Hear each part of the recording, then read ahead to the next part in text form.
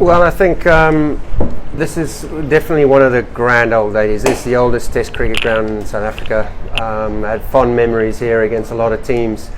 It's a kind of wicket that you're never in or you're never out of the game here as a batsman or a bowler. There's always something happening. It's also a ground where you have to be very creative on as a bowler.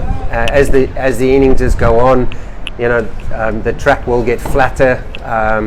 So from a fast bowling perspective, you always got to have something up your sleeve here.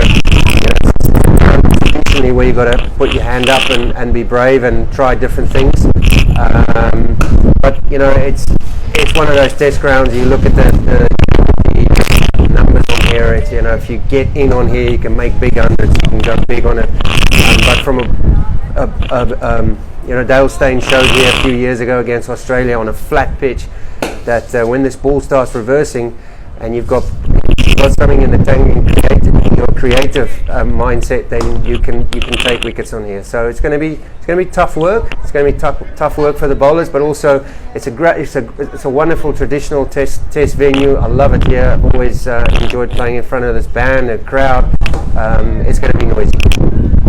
Well, I think that the Bangladesh seamers can be very proud of the way they conducted themselves in the first test.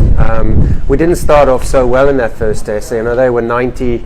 They got out the blocks rather early, and I think we were feeling our way into it a little bit. But I think once we once we settled down, it was a very good. We spoke about bowling in partnerships. We spoke about when the ball's getting older. I thought the way Khalid has come into that test match for Shariful, the way Ebadot bowled, I thought it was a fantastic performance from all the seamers in that test match. And in the second innings, I think it was even better. So there I felt we bowled like a test unit can bowl. The run rate went down from 3 point something to 2.5. So, and the way we took wickets at crucial times in that second innings to restrict South Africa to 274 was a great. So very, very proud of the seamers, how they conducted themselves. It kept coming all day long. It kept the pressure up, and if you're ever looking for a recipe for success, that success doesn't change here at St George's Park. Yeah, I think here in Port Elizabeth, the one thing you're going to have to contend here with is the wind, the severe winds that come in sort of from about 12:30 to 2 o'clock.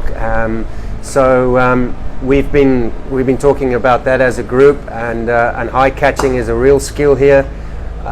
We will have to do a lot of spiral catching, long catching. You've got to know which side of the ground. So over the scoreboard, traditionally the wind comes in late in the afternoon and really does get up to about 40-45 kilometers an hour winds that you've got to have to deal with. This ground is like a wind tunnel. It goes from the scoreboard to my right across the field, and it sort of keeps swirling. When you bowl, you almost feel like you're with it, and then all of a sudden you're against it. So the wind continuously swirl. So we focused a lot on our fielding today and tomorrow about high catching and getting in the correct positions quickly and contain. And then someone's got to do the dirty work in the wind from a bowling point of view as well. So it's not going to be easy. Someone bowling with it and someone bowling against it. So it's going to be tough work. Yeah, we can't speak highly enough of Taskin and the way he conducted himself. I felt so happy for him in the one day as the way he led the bowling attack.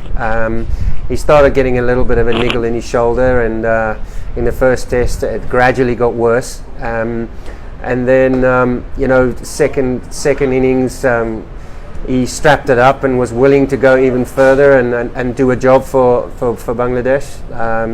So we wish him well. He's obviously gone home now. He's got to get that scene too, and there's Sri Lanka around the corner in a month or so's time. So, but an absolute pleasure working with a young guy. He's a great listener. He wants to learn.